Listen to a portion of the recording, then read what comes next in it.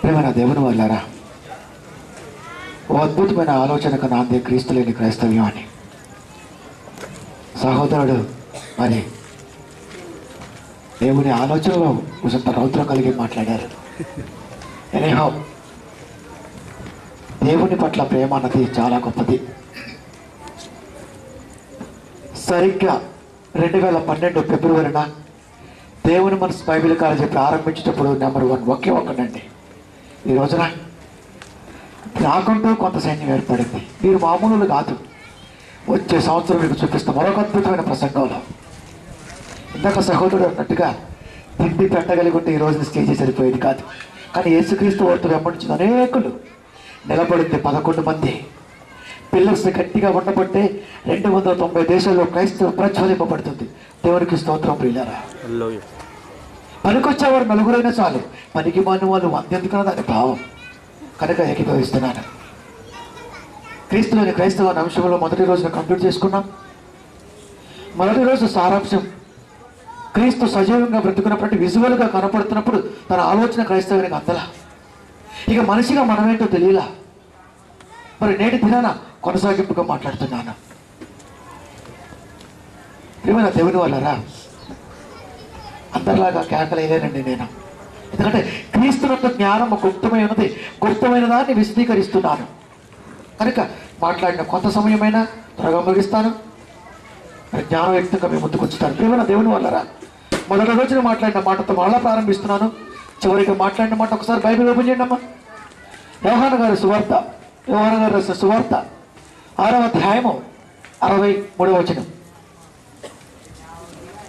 యోహాను సువార్త 6వ అధ్యాయము 63వ వచనం. ప్రియులారా, ఆత్మయే జీవింపజేయుచున్నది, శరీరము కేవలం నిష్ప్రయోజనం అన్న క్రీస్తు మాట నేటి క్రైస్తవ సమాజంలో కాలికి కొట్టుకోపెట్టుగా కనబడుతుంది. జీవింపచేసేది ఆత్మ. అంటే పేరైనా, ప్రతిష్టైనా, ఉనికైనా, మరి ఏదైనా ఆత్మ. శరీరము లోపల దేవుడు ఆత్మను ఎందుకు ఉంచాడు? ఆత్మయే జీవింపు చేయించినది, శరీరము కేవలం నిష్ప్రయోజనం అన్నాడు ఆయన. నిష్ప్రయోజనమైన శరీరాన్ని ఎందుకు ఇచ్చాడు? మరి నిష్ప్రయోజనమైన శరీరాన్ని ఇవ్వడంలో ఆయన ఆలోచన ఏంటి? అసలు ఎలా నిర్మించాడు ఈ శరీరాన్ని? ఒకసారి జీవగ్రంథంలోకి వెళ్దాండి, ప్రారంభానికి వెళ్దాండి. ఎందుకంటే ఆత్మయే జీవింపు చేయుచున్నది, శరీరము కేవలం నిష్ప్రయోజనం అన్న యేసుక్రీస్తు వారి మాట నిష్ప్రయోజనమైన ఇంత ప్రయోజనకరంగా ఎందుకు నిలబెట్టాడో తెలియాలి. కనుక ఒక్కసారి ఎలా నిర్మించాడో కూడా తెలియాలి. ఒక్కసారి ఆదికాండానికి వెళ్దాండి. ఆదికాండం సహోదర వెల్కమ్. ఆదికాండం 2వ అధ్యాయము 7వ వచనం. ప్రియమైన దేవుని వాళ్ళారా, దేవుడైన యెహోవా నేల మట్టితో నరుని నిర్మించి వారి నాసికా రంధ్రములలో జీవవాయువును ఊదగా. ఎన్నిసార్లు చదువుకున్నాం ఈ మాట అంటే బైబిల్ తీస్తే ఈ పదం కొత్త కాదు క్రైస్తవ లోకానికి. పోనీ మనకి, మిగతా వారికి ఎవరికైనా కనండి. దేవుడైన యెహోవా నేల మట్టితో నరును నిర్మించి వాని నాసిక రంధ్రములో జీవవాయువును ఊదగా నరుడు జీవాత్మాయను. నేల మట్టితో నిర్మించాను అంటున్నాడు. నేలపై ఉన్న మట్టిని తీసి నిర్మించలేదు. నేల మట్టితో అన్నప్పుడు ఒక్కసారి ఆలోచించాలి. ఆ ఆలోచనకు రూపకల్పనే దావీదు గారు చేశారు. కీర్తన గ్రంథం 139వ అధ్యాయము 15వ వచనం. ప్రియమైన దేవుని వాళ్ళారా, నేను రహస్యమందు పుట్టినవాడను, భూమి యొక్క అగాధ స్థలములలో విచిత్రం. అగాధ స్థలం అంటున్నాడు. నేల మట్టితో నన్ను నిర్మించని మాట్లాడుతున్నాడు. దావీదు గారు గుర్తు చేస్తున్నారు. అగాధ స్థలము నుంచి అంటున్నాడు ఆయన. అగాధ స్థలం అంటే క్రైస్తవ లోకానికి అర్థం అవ్వాలి. ప్రియమైన దేవుని వాళ్ళారా, భూమి ఉపరితలపై ఉంటున్న వేడి ఇంచుమించుగా 68 డిగ్రీల ఫారెన్హీట్ వేడి. రేపు వస్తుంది ఎండాకాలం, బాగా అర్థమవుతుంది. మలమల మాడిపోతాం. భూమి ఉపరితలంపై ఉన్న వేడి 68 డిగ్రీలు అయితే, ఫారెన్హీట్ డిగ్రీలు అయితే, 1000 అడుగుల భూమిని తవ్వుకుంటూ వెళితే, బోరు వేయగలిగి పని బావి తవ్వగలిగితే లోపల వెచ్చగా కనపడుతుంది వాటర్. అదే 3000 లోతుకి వెళ్ళగలిగితే లోపల అగ్నిమయం కనపడుతుంది. 1.5 మైళ్ళు లోపలికి వెళ్ళగలిగి చూడగలిగితే కుట్ట కుట్ట కుట్ట మన సౌండ్తో కనపడుతుంది, ఉడికిపోతుంది భూమి. లోతుల్లోకి వెళ్ళిన కొద్దికి ఉష్ణం ప్రచురింపబడుతుంది. ఇది వాస్తవం, సైన్స్ చెప్పింది, నేను చెప్పలేదు. 30 మైళ్ళు వెళ్ళగలిగి చూడు. అప్పుడప్పుడు మాట్లాడుతుంటాం, అగ్ని పర్వతం బద్దలైపోతే తట్టుకోలేమయ్యా అని. అగాధ స్థలం. అగ్ని పర్వతం బద్దలైతే బయటకు వచ్చిన లావ ఆరటానికి పట్టే సమయం 100 సంవత్సరాలు. అక్కడి నుంచి వచ్చిన మట్టి ఎంత ఉంటుందో ఆలోచించండి. ఆ మట్టితో మానవ నిర్మాణం జరిగింది. అగాధ స్థలములో విచిత్రముగా నిర్మింపబడినాడు. అగాధ స్థలములో చేయి పెట్టి మట్టి తీసి నిన్ను రూపకల్పన చేశాడు దేవాతి దేవుడు. అది గుర్తు చేస్తున్నాడు ఆయన. అంటే ఎలా చేశాడు? మరి మట్టితో తీశాడు కదా. అగాధ స్థలములో తీసి మట్టితో తీసినటువంటి ఆయన మరి ఎలా ఈ రూపాన్ని ఇవ్వగలిగాడు? యోబు గారు క్లారిఫికేషన్ ఇస్తున్నారు. అంటే ఒక్కొక్కల ద్వారా దేవుడు నీ ప్రణాళిక నిర్మిస్తున్న విధానంలో తన ఆలోచన చెబుతున్నాడు. యోబు గారిని అడగండి, ఏం చెబుతున్నాడు? యోబు గ్రంథం 10వ అధ్యాయము 11వ వచనం. ప్రియమైన దేవుని వాళ్ళరా, ఒక మానవ నిర్మాణానికి ఆయా ప్రవక్తల ద్వారా దేవుడు పలికిస్తున్న విధానం నీకు కనువిప్పు కలగాలి అని. యోబు గ్రంథం 10వ అధ్యాయము 11వ వచనం. ప్రియమైన దేవుని వాళ్ళరా, చర్మముతోను మాంసముతోను నీవు నన్ను కప్పితివి, ఎముకలతోను నరములతోను నన్ను సంధించివి. నీవు కప్పితివి, నన్ను సంధించితివి.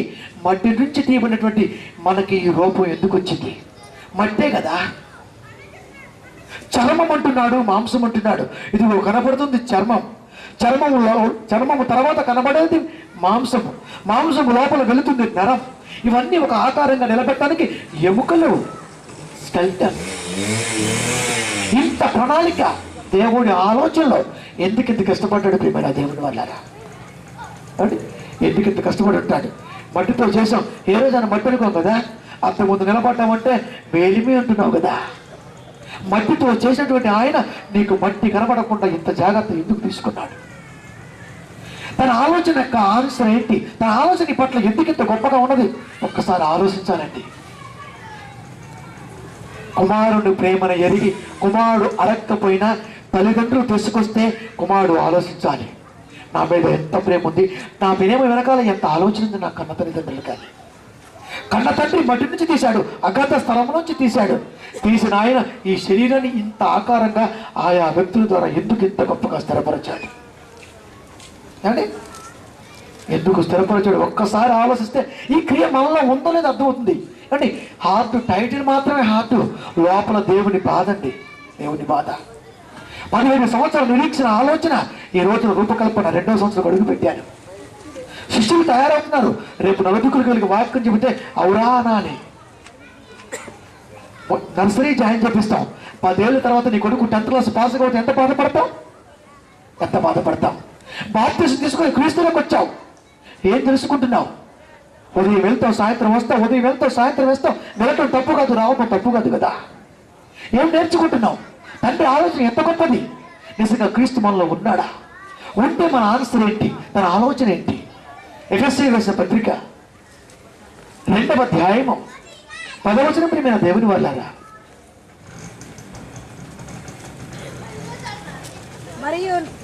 మరియు వాటి యందు మనము నడుచుకొనవలెనని దేవుడు ముందుగా సిద్ధపరిచిన సత్క్రియలు చేయుటకై క్రీస్తు యేసునందు సృష్టింపబడిన వారమై ఆయన చేసిన పని అయ్యున్నాము. మనకంటే ముందు పని పుట్టింది, పని తర్వాతే మనం పుట్టాం.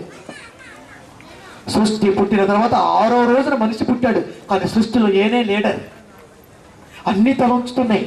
నిజానికి ఇంటిలో పిల్లిని పెట్టుకొట్టు, తిరగబడితే నువ్వు మాడిపోతావు, తట్టుకోలేవు. ఒక పిల్లికి తట్టుకోలేవు. కానీ నీకు సింహము లోపడుతుంది, ఎలుగుబంటు లోపడుతుంది, చివరికి ముసలి ఏనుగు ప్రతిదీ. వాటికంటే గొప్పవాడు నువ్వు కాదు కదా. తన ఆలోచనలో గొప్పవాడివి. వెనకాల పుట్టినా చివరగా పుట్టినా సృష్టిని నీ కింద ఎందుకు పెట్టాడో ఆలోచించాలండి. అంటే ప్రతిదీ నీకు లోపరుస్తున్నాడంటే కన్న తండ్రి ప్రేమ ఎంత గొప్పదో తెలియాలి. గొప్పదైన ప్రేమ తెలియకపోతే పరలోకం రాదు. క్రైస్తవుడు నిరీక్షణ అదే, పరలోకం కావాలి అని. పరలోకం లేకపోతే ప్రార్థన అవసరం లేదు మనకి. భూమి మీద బతుకున్నప్పుడు ఈ ప్రేమ పోయిన తర్వాత ఆ ప్రేమ ఖచ్చితంగా మనకు కావాలి ప్రియమైన దేవుని వర్లారా.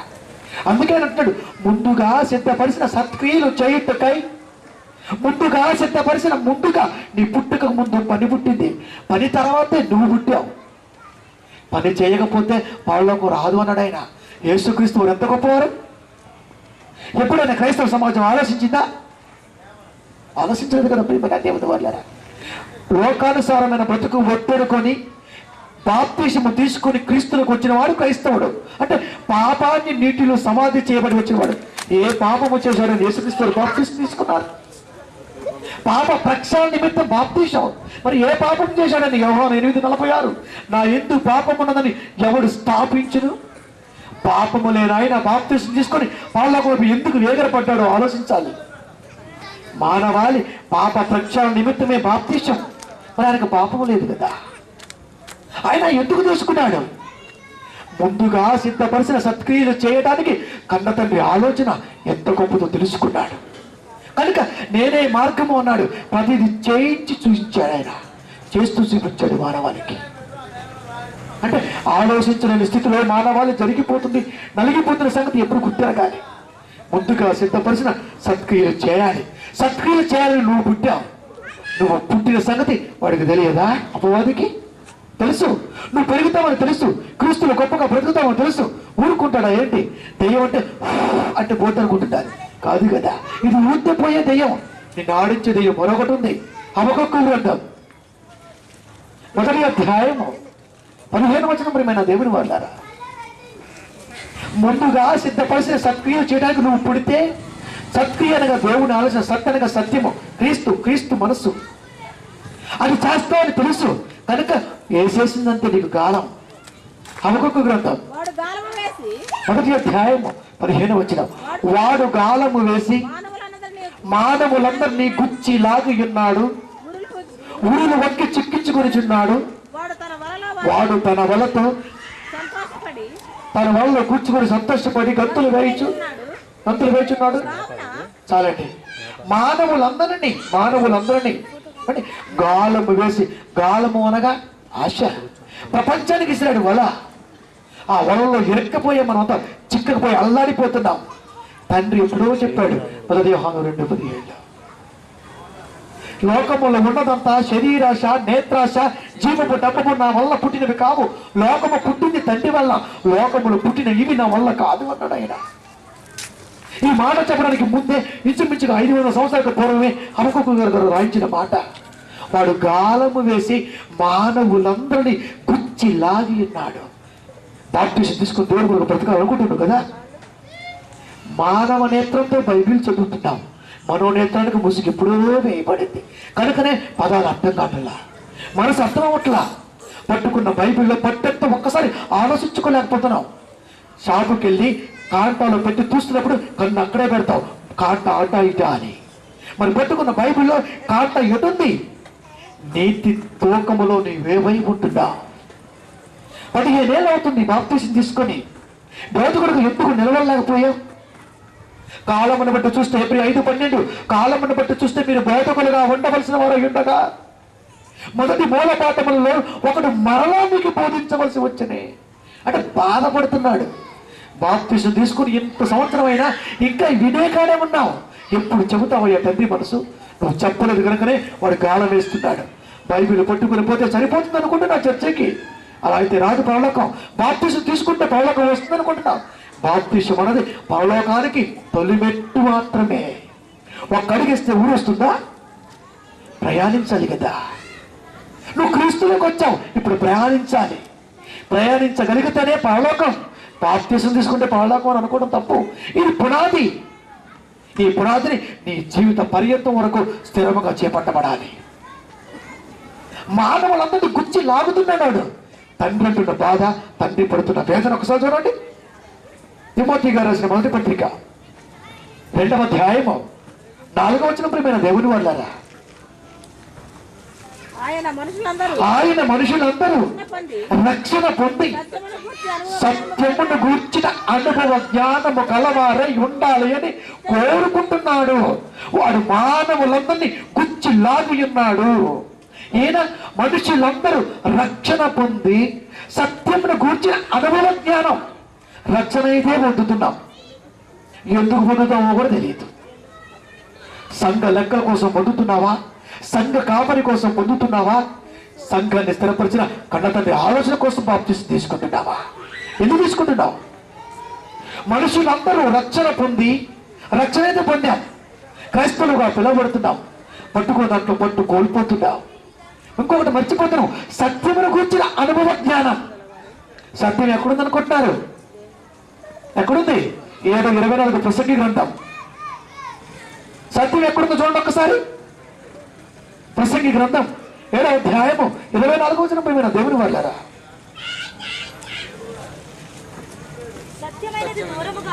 సత్యమైనది దూరముగాను బహులోతుగాను ఉన్నది అంటున్నాడు ఆయన. దగ్గర ఎట్లా? మానవులందరూ రక్షణ పొంది సత్యమును కూర్చిన అనుభవ జ్ఞానము కలవారై ఉండాలి అని ఆయన ఇచ్చయించుచున్నాడు. దేవుడు కోరుకుంటున్నాడు, మనిషి కోరుకోవటలా. సత్యమైనది ఎక్కడ పెట్టాడు? సత్యమైనది దూరముగాను బహు లోతులను పెట్టాడు ఆయన. దూరానికి ఎవరు ప్రయాణం చేయగలరు? లోతుల్లోకి ఎవరు ఆలోచించగలరు? అందరూ పైపైన చూస్తున్నారు కదా. అంటే అనుభవశాలిగా నువ్వు దేవుళ్ళు నిలబడలేవా? అనుభవంగా నువ్వు ఉండలేవా? 25 ఏళ్ళు వస్తే నువ్వు ఖచ్చితంగా టీటీసీ ఎగ్జామ్ రాసి టీచర్ అవుతావు. నేర్చుకుని నీవే అదే కాలేజీలో టీచర్గా పనిచేస్తావు. ఏది బైబిల్లో? చెప్పేవారు కొందరున్నారని నువ్వు, చదువుకునేవారు కొందరున్నారని మనం, ఇలా ఎవరికి పడితే వారు బైబిల్ ఆలోచిస్తుంటే ఏజ్ పెరిగిపోతుంది. కానీ వినేవారి దగ్గరే ఉండిపోయావు. కాదుగా ప్రియమైన దేవుని వాళ్ళారా, కనుకనే తయారు చేస్తున్నానండి. దేవుని మనసుని పెట్టాను, క్రీస్తు మనసుని వెదజల్లుతున్నాను. శరీరం నిష్ప్రయోజనమైన ఇంత అందంగా ఈ రూపాన్ని 6 అడుగుల రూపాన్ని ఎందుకు ఇచ్చాడు? కదలికల ఆన్సర్ ఏంటి? తన ఆలోచన ఏంటి? తన కష్ట వెనకాల ప్రతిఫలం ఏంటి? మనం ఇస్తున్నామా? లేదు కదా. అనుభవం సంపాదించు అంటున్నాడు ఆయన. సత్యమును కూర్చున్న అనుభవ జ్ఞానము కావాలి మనుషులందరూ ప్రేమైన దేవుని వల్లరా తన ఆలోచనలోకి మానవాళి వెళ్ళగలిగితేనే కన్నతండ్రి మనసు ఏంటో అర్థమవుతుందండి. లేకపోతే చర్చికి వెళ్ళినంత మాత్రాన, బైబిల్ పట్టుకున్నంత మాత్రాన కాదు కదా క్రైస్తవం. సమాజం అనుకుంటుంది, అయ్యో ప్రతిరోజు చర్చికి వెళ్తారులే, ఇది క్రైస్తవులే అనుకుంటుంది. కానీ దేవుడు అనాలండి, సత్యమును కూర్చిన అనుభవం జ్ఞానము నీకు కావాలి అంటున్నాడు ఆయన. ఎందుకు? సామెతల గ్రంథం 24వ అధ్యాయము 11వ వచనం ప్రియమారా, ఎందుకు అనుభవ జ్ఞానము కావాలో చెబుతున్నాడు. మరి ఇది నువ్వు చేయాలి కదా. సాగునకై పట్టబడిన వారిని నీవు తప్పించుము, నాశనమందు పడుటకు జోకుచున్న వారిని నీవు రక్షించాలి. అంటే నా మనసు తెలియాలయ్యా. నువ్వు రక్షణలోకి రావాలి అంటే నా ప్రేమ ఏంటో తెలియాలి, నీకు అనుభవం తెలియాలి. అనుభవశాలిగా జయశాలిగా నువ్వు నిలబడాలయ్యా లోకంలో. మానవులు వాడు కుర్చీ లాగుతున్నాడు, నువ్వేమో సత్యం గురించి నేర్చుకో దేవుడు చెబుతున్నాడు. ఎందుకు? సావునకై పట్టబడుతున్న వారిని నువ్వు రక్షింపవా? రక్షించేది నీవు, నేను, మనం. నాశనమందు పడుటకు జోకుచున్న వారిని నువ్వు రక్షింపవా? దేవుడు రక్షిస్తాలే అనుకుంటా. లోకానికి దిక్కెవరయ్య అంటే ప్రారంభములు కన్న తండ్రి, ఆ తర్వాత యేసుక్రీస్తు వారు, తర్వాత పరిశుద్ధాత్మ దేవుడు, ఆ తర్వాత క్రైస్తవుడు. ఇప్పుడు లోకానికి దిక్కు మనమే. ఎందుకంటే కన్న తండ్రి మనసులోని మాటను నువ్వు సమాజానికి వెదజల్లగలిగి ఉంటే ఈ రోజున ఇంత అవాంతరాలు జరిగేవి కావు కదా. నేర్చుకునే విధానములు తేడా, పాటించే విధానములు తేడా. ఎప్పుడు చూసినా కావాలి కదా స్టేజీ మీద డ్యాన్సులు, అల్లర్లు, శరీర ఉల్లాసంగా. కాబట్టి రథం పెడితే ఏ శరీరమైనా షేక్ అవుతుంది, ఇది గొప్పే కాదు. ఒక విధమైన సౌండ్ శరీరాన్ని పులకిస్తుంది, ఇది వస్తే మనిషి ఎప్పుడైనా షేక్ అవుతూ ఉంటాడు, ఇది గొప్ప కాదు కదా. కానీ ఆయన ఆలోచన ఏంటి? నాశనం వద్ద పడుచున్నారయ్యా, నువ్వు కాపాడు అంటున్నాడు. ప్రియమైన దేవుని వల్లరా, ఎప్పుడైతే నువ్వు కావాలి అనుకున్నాడో ఒక్కసారి ఆయన పొజిషన్ చూడండి. బైబిల్ కీర్తన గ్రంథం, దేవాది దేవుని పొజిషన్ చూపిస్తున్నా ఇప్పుడు మీకు. కీర్తన గ్రంథం 89వ అధ్యాయము 7వ వచనం. ప్రియమైన దేవుని వల్లరా, కీర్తన గ్రంథం 89వ అధ్యాయము 7వ వచనం. పరిశుద్ధ దూతల సభలో ఆయన మిక్కిలి భయంకరుడు. పరిశుద్ధ దూతల సభలో ఆయన మిక్కిలి భయంకరుడు. తన చుట్టూ ఉన్న వారందరికంటే ఆయన భయంకరుడు. కన్న తండ్రి సభ ఏర్పాటు చేస్తే కోటాను కోట్ల దేవతలు సిట్ రైట్, ఒకటి కాదు రెండు కాదు, కేవలం 294 మంది ఉన్నటువంటి అసెంబ్లీలోనే కనబడదండి మనకి. సిట్ రైట్ పోడియం ముందుకు వచ్చి గొడవ పెడుతూ ఉంటారు, స్పీకర్ గారిని డిస్టర్బ్ చేస్తూ ఉంటారు. మరి దేవులు నిత్యము కన్న తండ్రి పరిశుద్ధుడు కొలవబడుతుంటే ఆయన ఎంటర్ అయితే శాండ్ అయిపోతుందంత మొత్తం సైలెన్స్ వాతావరణం. అంటే తండ్రి స్టేటస్ చెబుతున్నాయి ఇప్పుడు మీకు. ఈ తండ్రి స్టేటస్ లో సభల దూతల ఏర్పాట్లో కన్న తండ్రి అంటున్న మాట, ఆనాటి దూతలకు కలిగినటువంటి ఒక ఆవేదన చూడండి ఒకసారి. ఏప్రిల్ రాసిన పత్రిక 2వ అధ్యాయము 5వ వచనం. పరిశుద్ధుల దూతల సభలని మిక్కిలి భయంకరుడు. ఆ పొజిషన్ లో దేవుడు సభను ఏర్పాటు చేసి మాట్లాడుతున్నాడు. పరలోకమంతో మనము మాట్లాడుచున్నా ఆ రాబో లోకమునకు ఆయన దూతలకు లోపరచలేదు మాట్లాడుతున్నాడు సభను ఏర్పాటు చేసి. ఇదిగో బాగా వినండి, నేను పిల్లల కనాలి అనుకుంటున్నాను.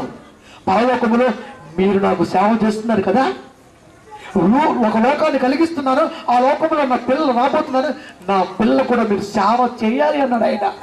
అబ్బా, ఇక్కడ చేసి అక్కడ చేసి ఎప్పుడు నీకు ఊడికం చేయటమేనా మా పని? మాకంటూ ఒక పెద్ద ఎప్పుడు కలిగిపోతుంది. మనం కూడా అప్పుడప్పుడు ఎదురు చూస్తూ ఉంటాం కదా, ఈయన పోతే ఆ సీటు మనకే అని, తప్పుకుంటే మనకే అని. ఈయన కాదు ఆయన వారసుడిగా తెలిస్తే పగ ఈయన మీద, వారసుడి మీద. వారసుడి మీద ఆస్తి ఉండదు, సారీ భార్యాభర్తలకు పిల్లలు ఉండరు, వాళ్ళంత ఆస్తి ఉంటుంది. ఈ ఆస్తి మీద బంధువుల చూపు అంతా కనబడుతుంది. ముసలోళ్ళు అయితే పోతే బాగుంటుంది, కోటాను కోట్ల ఆస్తి వస్తుంది. లేక 60 ఏళ్ళలోనో 70 ఏళ్ళలోనో పుట్టాడనుకో బాబు ఇప్పుడు రగిలిపోతుంటారు. మహా అయితే 2-3 ఏళ్ళు బతుకుతాడు, కొన్ని 5 ఏళ్ళు బతుకుతాడు, పోతే ఆస్తి మనకే కదా. పిల్లలు కలిగారు, ఇప్పుడు నేను చంపేద్దాం. విజయవాడలో జరగలేదా? జరిగింది కదా, లోకంలో జరుగుతుంది కదా. పగ పంచుకుంది. దూతల సభలో మాట్లాడుతున్నాడు, స్టేటస్ చూసింది. ప్రధాన కెరూబులో ఒక దూత కావాలనుకున్నది ఈ సీటు. ఈయన పోతే నాకే అనుకున్నది, పిల్లలకి అంట అనుకుంటున్నాడేంటి? ఈయనకు సేవ చేసి పిల్లలకి సేవ చేసి మా బ్రతికంతా సేవకులువేనా? మాకంటూ ఒకటి లేదా? లాభం లేదు. విజయ బాగుట, వ్యతిరేకపు విజయ బాగుట పరలోకమందు ఎగరవేసింది. భూలోకములో 2 యుద్ధాలు మాత్రమే మనకు తెలుసు. మొదటి ప్రపంచ యుద్ధం, 2వ ప్రపంచ యుద్ధం. పరలోకములో నీ పుట్టుకకు ముందు యుద్ధం జరిగింది నీ కొరకు.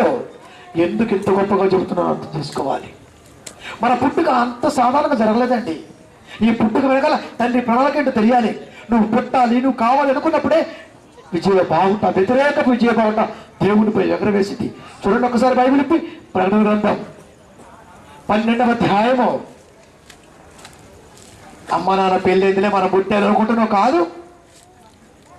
12వ అధ్యాయము 7-8 వచనములు. అంతటా పరలోకమందు యుద్ధము జరిగెను. మికాయేలును అతని దూతలను ఆ ఘట సర్పముతో యుద్ధము చేయవలనని ఉండగా ఆ ఘట సర్పమును దాని దూతలను యుద్ధము చేసిరి గాని గెలవలేకపోయేది. కనుక పరలోకమందు నీకు కావాలి అనుకున్నది పగ పట్టింది. ఎంతనే సీటు కోసుకుని ప్రయత్నించింది, ఓడిపోయింది. నీ కొరకే, కేవలం నువ్వు పుట్టడం కొరకే యుద్ధం జరిగింది. దేవుడితో పెట్టుకుంది, లోకానికి నెట్టివేయబడింది. దేవుడు లేకపోతే నరకానికి నెట్టివేయబడతావు. క్రైస్తవుడాలా, యుద్ధం నీ కొరకే జరిగింది, నీ పుట్టుక కొరకే జరిగింది. పరలోకములో ఓడిపోయింది, నెట్టేశాడు. ఇప్పుడు ఉత్సాహంతో ఉండమంటున్నాడు. చూడండి ఒక్కసారి 12వ వచనం. అందుచేత పరలోకమా, పరలోక నివాసులారా ఉత్సహించుడి. భూమి సముద్రమా మీకు శ్రమ. అపవాది తనకు సమయము కొంచెమేనని తెలుసుకొని బహు క్రోధము గలవాడై నా యొద్ద లేడు, మీ యొద్దకు వచ్చాడు. నాతో పెట్టుకున్నాడు, పరలోకం కోల్పోయాడు. వాడి కోపం మీ మీద మిమ్మల్ని కన్నాలని అనుకున్నాను కదా, మీ మీద వచ్చి చనిపోయాడు. ఎవడు ఎంత బాధతో రాశాడండి ఆ మాట అండి. పరలోకమా, పరలోక నివాసులారా ఉత్సహించుడి, భూమి సముద్రమా మీకు శ్రమ, అపవాది తనకు కాలము కొంచెమేనని ఎప్పుడు మాట ఇది. భూమి పుట్టడానికి సైంటిస్టులు వేసిన అంచనా కొన్ని వందల కోట్ల సంవత్సరాలు అని. కొన్ని వందల కోట్ల సంవత్సరాలకు పూర్వమే అపవాది ఆయుష్ కొంచెం అయినప్పుడు ఇప్పటి వరకు వాడు ఊపిరి పోసుకుంటున్నాడంటే ఊపిరి పోస్తుంది ఎవరు? నువ్వు కాదా, నేను కాదా, మనమే కదా. సకల జనులకు సాక్షాత్తమై రాజ్యసువార్త ప్రకటింపబడును, అటు తర్వాత అంతమవచ్చును ఉన్న కన్న తండ్రి ఆశ అడుగారిపోయింది. అనుభవ జ్ఞానం మిస్ అవుతున్నాం, ప్రతిదీ కోల్పోతున్నాం.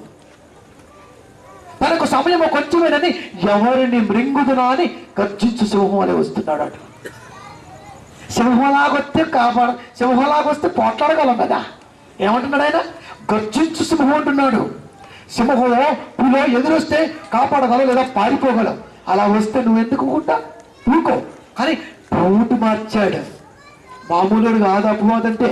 ఏదో అనుకుంటే మనం దెయ్యం బైబిల్ కొడితే పోతుందో అనుకుంటాం, బైబిల్ కొడితే పోదు.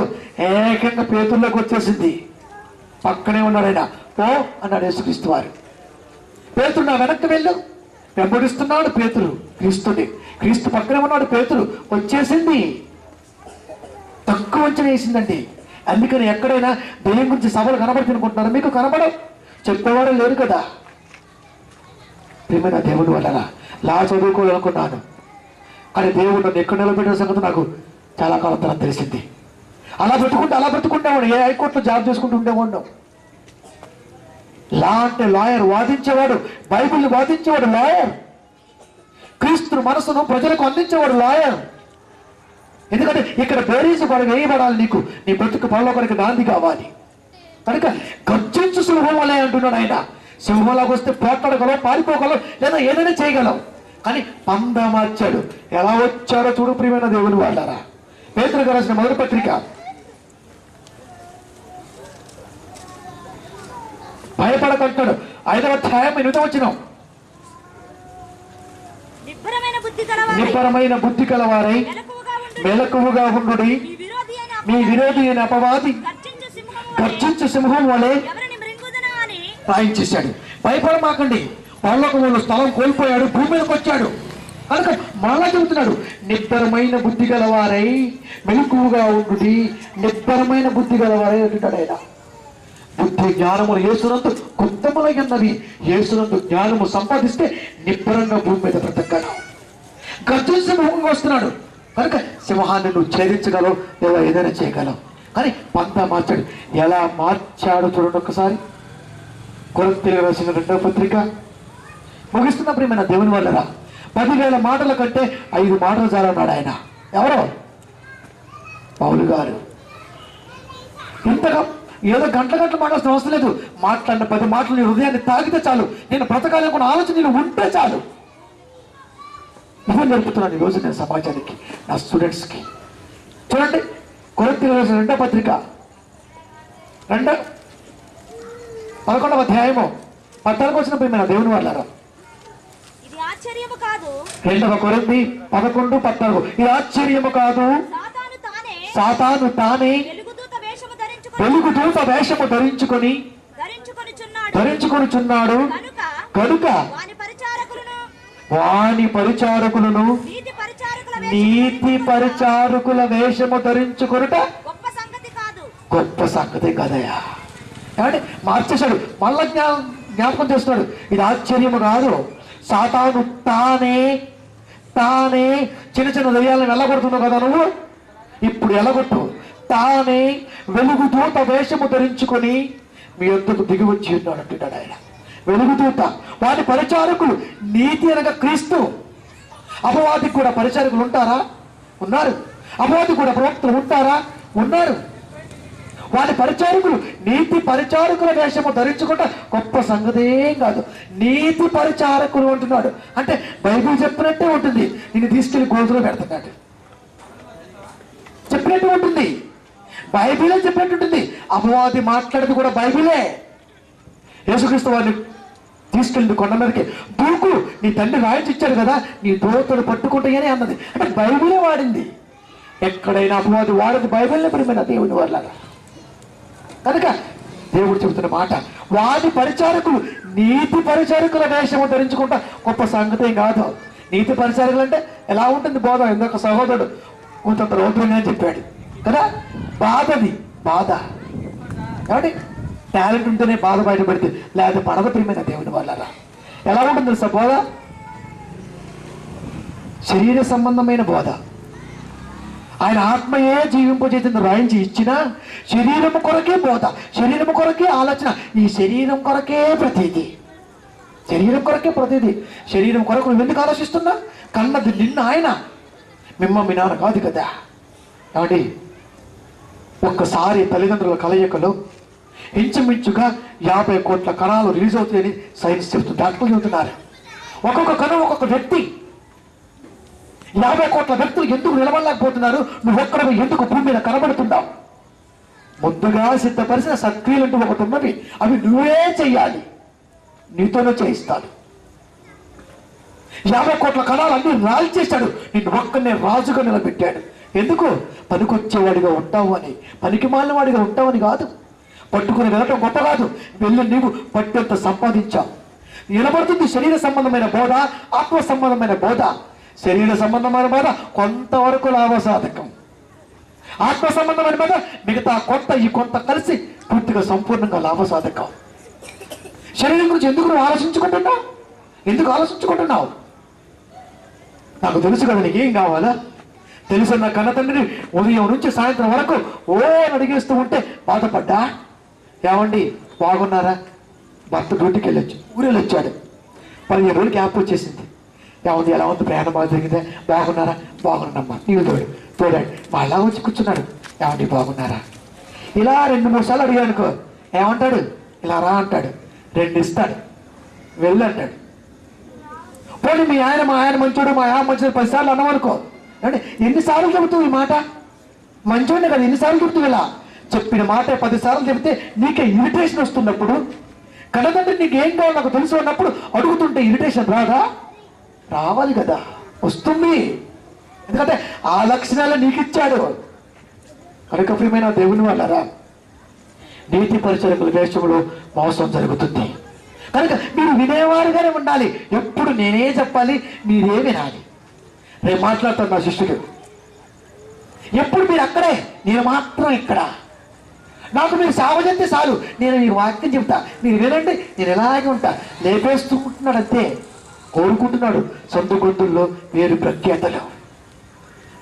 ఇది కాదు దేవుడు కోరుకున్నది. రక్షణ పొంది అనుభవం జ్ఞానము నీకు వచ్చి సమాజంలో నిలబడి తండ్రి మాటలు చెప్పు. ఎంత గొప్పగా ప్రేమిస్తాడు, ఎంత గొప్పగా నేను దేవుళ్ళు ఆశీర్వదిస్తాడు. ప్రేమైన దేవుని వల్లరా తిరిగిపోయాం. సువార్తలో 2 రకాలు. 1 రాజ్య సువార్త, 2 భిన్నమైన సువార్త. బైబిల్లో రాయించాడు. అందరూ చెప్పేది సువార్తే. ఏ బస్సు ఎక్కినా అక్కడికే పోతుంది. ఎందుకు పోద్ది? కరెక్ట్గా కరీంనగర్ బస్సు అయితే కరీంనగరే పోద్ది, కాగజ్ నగర్ ఎక్కితే కాగజ్ నగరే పోద్ది, కాకినాడ పోదు. నువ్వు చూసెక్కాలి బోటు. బస్సు ఎక్కుతున్నప్పుడు బోటు చూసెక్కు, లేకపోతే ట్రైన్ మారిపోద్ది, బస్సు మారిపోద్ది, నువ్వే మారిపోతావు. అలా మారిపోయి రెడ్ లైట్ ఏరియాలో తల్లిదండ్రుల ప్రేమను కోల్పోయిన కొల్లలు. చిన్న మిస్టేక్, బోటు చుట్టూ మిస్ అయితే నీ బ్రతికే మిస్ అవుతుంది కదా. అంటే చూడండి ఒక్కసారి బైబిల్ చెప్పి భిన్నమైన సువార్త ఉందో చూడండి బైబిల్లో. ఇది ఎప్పుడు గుర్తెరుగుతావు? రక్షణ పొందిన నీవు సత్యమైన కూర్చిన అనుభవ జ్ఞానాన్ని స్వీకరించగలిగితే, సాధించగలిగితే భిన్నమైన సువార్త లక్షణాలు నీకు అర్థమవుతాయి. లేకపోతే ఎవరు చెప్పినా ఒకటే అనుకుంటావు. ఎవరు చెప్తే ఎందుకు ఒకటే అవుతాయి, ఎవరు చెప్పినా ఒకటి కాదు. మార్చుకునే విధానంలో మౌలు చేసుకుంటున్నాడు. శరీరం గురించి నీకు అన్ని ఆశలు చూపిస్తున్నాడు. ఉద్యోగం కావాలంటే క్రీస్తును నమ్ము అంటున్నాడు. క్రీస్తును నమ్మకపోయినా 100,000 మంది ఉద్యోగాలు చేస్తున్నారు. ఎందుకు ఆలోచించలేకపోతున్నావు? ఉద్యోగం కొరకు క్రీస్తు కావాలా? లేకపోతే నమ్మవా? నువ్వు తోమావా? పోనీ స్త్రీ అయితే తోమివా? ఎవరు నువ్వు? నిన్ను నువ్వు ప్రశ్నించుకుంటేనే క్రీస్తు నీలో ఉన్నట్టు. మనకెందుకు అనుకుంటే క్రీస్తులోని క్రైస్తవులుగా మిగిలిపోయినట్టు. చూడండి ఒకసారి గలతీయులకు రాసిన పత్రిక 1 పావుగంటలకు క్లోజ్ చేస్తాడమ్మా. నేను ఎక్కువగా మాట్లాడిన 50 లేదా 40 అంతే, 1 hour బిలో. గలాతీయులకు రాసిన పత్రిక 11వ అధ్యాయము 6వ వచనం. ప్రియమైన దేవుని వాళ్ళారా, క్రీస్తు కృపను బట్టి మిమ్మును పిలిచిన వానిని విడిచి భిన్నమైన సువార్త తట్టుకు. ఇంతవరకు ఈ మాట బైబిల్లో ఉందని, ఈ మాట వెనకాల మన భవిష్యత్తు నాశనం అయిపోతుంది అని ఎవరైనా చెప్పగలిగారంటే లేదు, చెప్పరు. నిస్వార్థపరుడు మాత్రమే చెప్పగలడు. ఎందుకు? ప్రతి ఒక్కరికి బైబిల్ తెలియాలి, బైబిల్ తెలియాలి. ఇందాక సహోదరుడు చెప్పాడు కదా, విద్య లేని పామరు సైతం బైబిల్ బోధించగలిగారు. చదువున్నా కూడా బైబిల్ చెప్పలేని స్థితి. చెప్పినా నీ యొక్క ఎదుగుదలకే. క్రీస్తులు అందరం ఎదగాలి కదా ప్రియమైన దేవుని వాళ్ళారా. అని క్రీస్తు కృపను బట్టి మిమ్మల్ని పిలిచిన వారిని విడిచి భిన్నమైన సువార్త తట్టుకు మీరింత త్వరగా తిరిగిపోవట చూడగా నాకు ఆశ్చర్యమగుచున్నది. చదవమ్మా. అది మరి యొక్క సువార్త కాదు గాని క్రీస్తు సువార్తను చెరపగోరి మిమ్మును కలవరపరచువారు. అయ్యో, ఇక్కడ చూస్తే ఇలా కనపడుతుంది, అక్కడ చూస్తే అలా కనపడుతుంది. ఎక్కడ ఎందుకు ఇంత తేడా? మనుషుల వల్ల వచ్చిందండి తేడా. మనుషులు ఇప్పుడు నేను స్థాపించాను, నేనేదో కొన్ని ఇన్స్ట్రక్షన్స్ పెట్టుకుంటాను, ఇది ఫాలో అయిపోవని చెప్తాను సంఘానికి. ఇలా బైబిల్ ఒక్కటైనా ఒక్కటిగా ఉండవలసినటువంటి క్రైస్తవుడు ఒక్కటిగా లేక ఇప్పటి వరకు ఇంచుమించుగా 38,000 సంఘాలు క్రీస్తు బోధన ప్రకటిస్తున్నాయి. అంతరి వరుసే కనపడుతుంది. ఎక్కడో కొన్ని సంఘాలు మాత్రం చెప్పుకోగలుగుతున్నాయి, తండ్రి మనసును విశ్వీకరిస్తున్నాయి. 38,000 సంఘాలు కనపడుతుంది. ఈనాడు రిజిస్ట్రేషన్ అయ్యి 7,000 బోధకులు కనపడుతున్నారు. అధికారం గల వారు, రిజిస్ట్రేషన్ చేయించుకున్నవారు హైదరాబాద్ ఒక్క మహానగరంలో. మిగతా 7,000 మంది మళ్ళీ కనపడుతున్నారు అన్రిజిస్ట్రేటెడ్ గా. మరి ఏం చెబుతున్నా? ఎవరు చూసినా ఉద్యోగమే ఉద్యోగం. ఏం చేసుకుంటావు? క్రీస్తు మాట ప్రకారం బతికితే ఆరోగ్యం, క్రీస్తు మాట ప్రకారం బతికితే పరలోకం ఇస్తానన్నాడు ఆయన. నీకెందుకు ఇంకా ఆలోచన? పాత నిబంధన కాలంలో భూలోక సంబంధమైన వరాలు ఇచ్చాడు, అయినా వాళ్ళు పరలోకం చూశారు. ఇప్పుడు పరలోకం ఇస్తా అంటున్నాడు. లేదు మాకెక్కడి అంటాడు. ఏం చేసుకుంటావు? నూలు పోగు రాదు మరణిస్తే. అందుకే అన్నాడు ఆయన, ఆత్మయే జీవింపచేయుచున్నది అని. కనుక దానికి ఇవ్వాలి కదా ప్రిఫరెన్స్. క్రీస్తు కృపను బట్టి మిమ్మల్ని పిలిచిన వారిని విడిచి మీరింత త్వరగా భిన్నమైన సువార్త తట్టుకు తిరిగిపోవటం చూడగా నాకు ఆశ్చర్యమవుతున్నది. అది మరొక సువార్త కాదు, మరొక బైబిల్ కాదు, లోపలదే. లోకాన్ని కలిగించాడు, కలిగించిన లోకం కలుషితం అయిపోయింది. కనుక శరీరాశ, నేత్రాశ, జీవపు డబ్బు నా వల్ల పుట్టినవి కావు అన్నాడు ఆయన. ఇప్పుడు అదే కోర్టు కేసులా క్రీస్తుని నమ్ము. పాపులేట్లు చూడండి, ఫోన్ చేశాను ఒక ఆయనకి, పద్ధతిగా లేదు బ్రదర్, నేను ఒప్పుకున్నా, దేవుడు ఒప్పుకోడు, నేను చెప్తాను నీకు బైబిల్ అన్నాను. హెల్మెట్ పెట్టుకుని పారిపోతున్నాడు. ఈ రోజున ఎదురు రాలేకపోతున్నాడు. నాకా క్రీస్తుకా? కోర్టు కేసుల కోసం, చిన్న వాటి కోసం క్రీస్తా? అది కదా. ఆత్మ నిలబెట్టడం కోసం కావాలి క్రీస్తు. తండ్రిని చేతికి నా ఆత్మను అప్పగించుకుంటున్నాను ఆయన.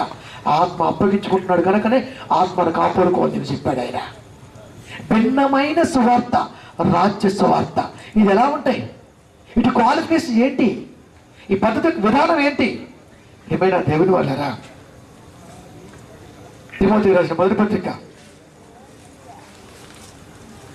6వ అధ్యాయము 3వ వచనం.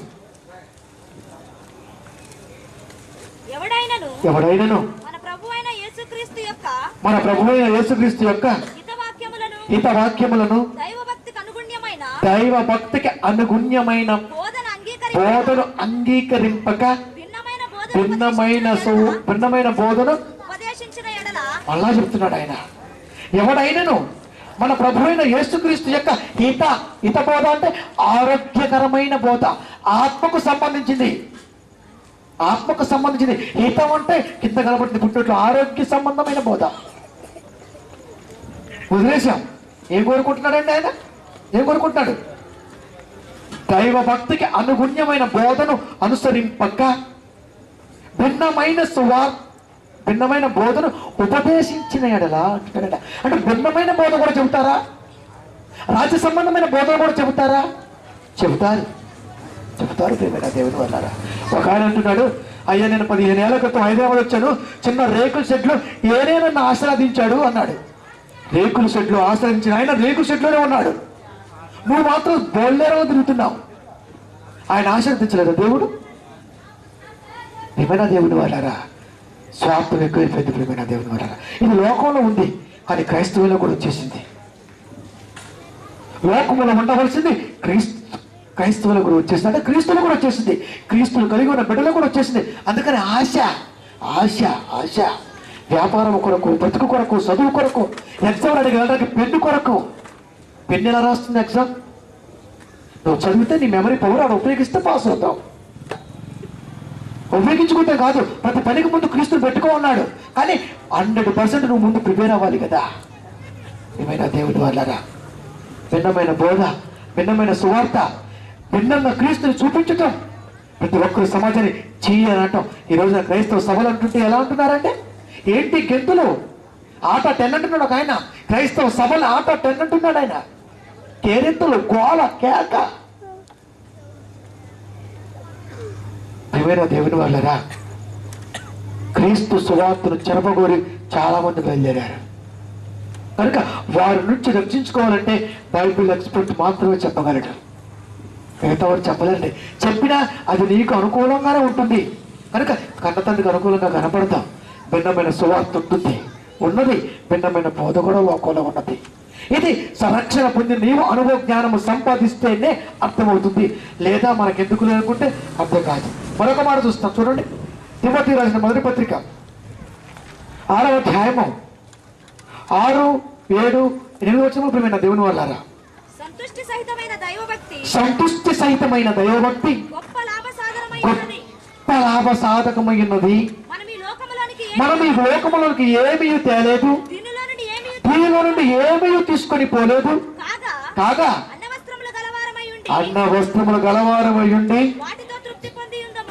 వాటితో తృప్తి పొంది. ఎవరైనా కోరుకుంటామా ఈ రోజున?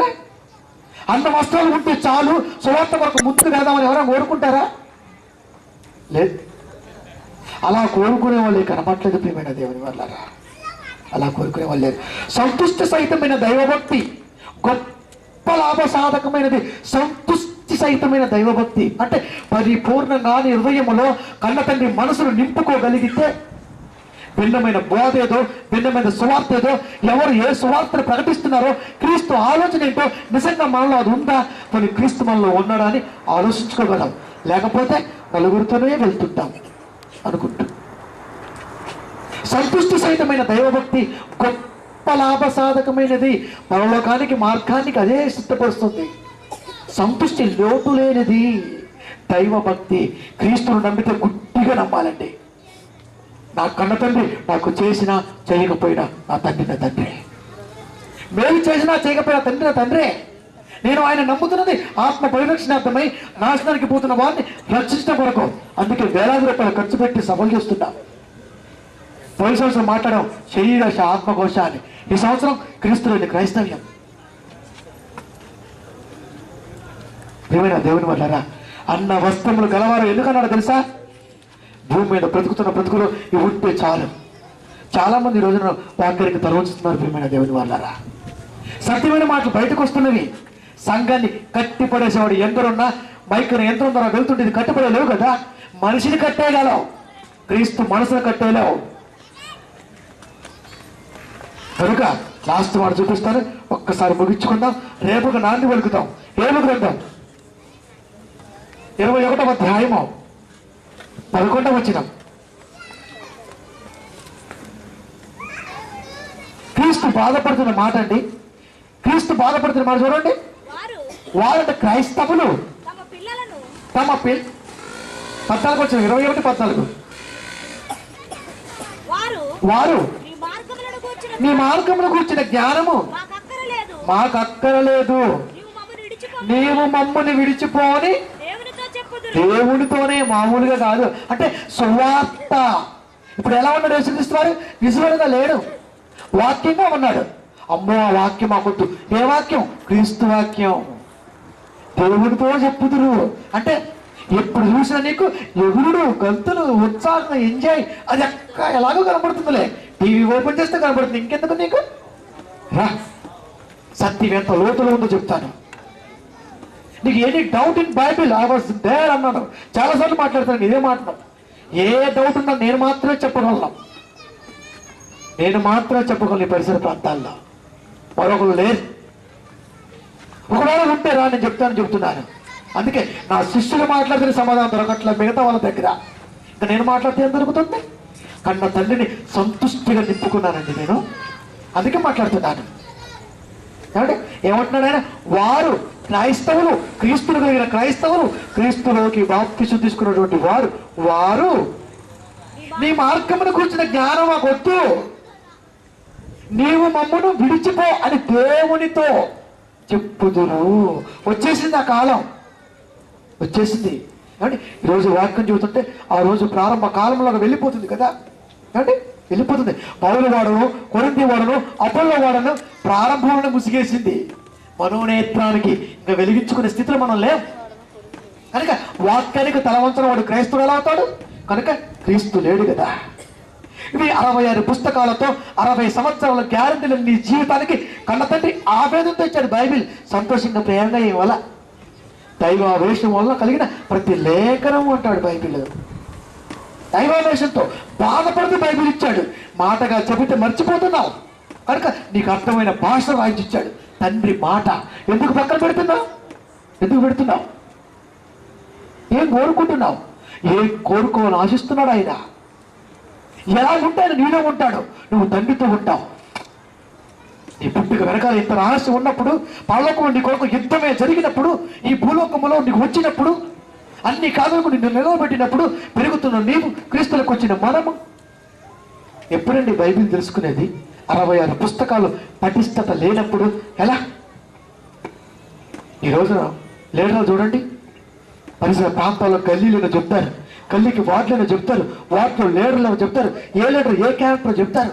మరి మనకెందుకు లేకపోయింది? ఏ అధ్యాయంలో ఏమి రాయించాడు? ఆ మాట ఎందుకు అక్కడ, ఈ మాట ఎందుకు ఇక్కడ, మధ్యలో ఉన్న ఆవేదన ఏంటి? ఎందుకు గ్రహించలేకపోతున్నాం?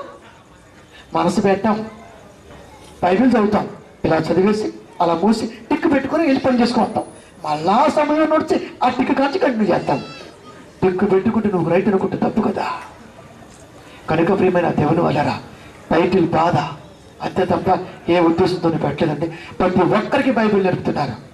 సమయం లేక చిన్నపిల్ల మాట్లాడాల్సి ఉంది, రేపు మాట్లాడితే కొన్ని సమయం ఉంటే అంటే బైబిల్ ఉపదేశిస్తారు. చిన్నపిల్లలు పావుగంట మాట్లాడుతున్న శ్రీనిధి అనే అమ్మాయి, యోనా గారి గురించి మనకు తెలియదండి ఎన్నో విషయాలు.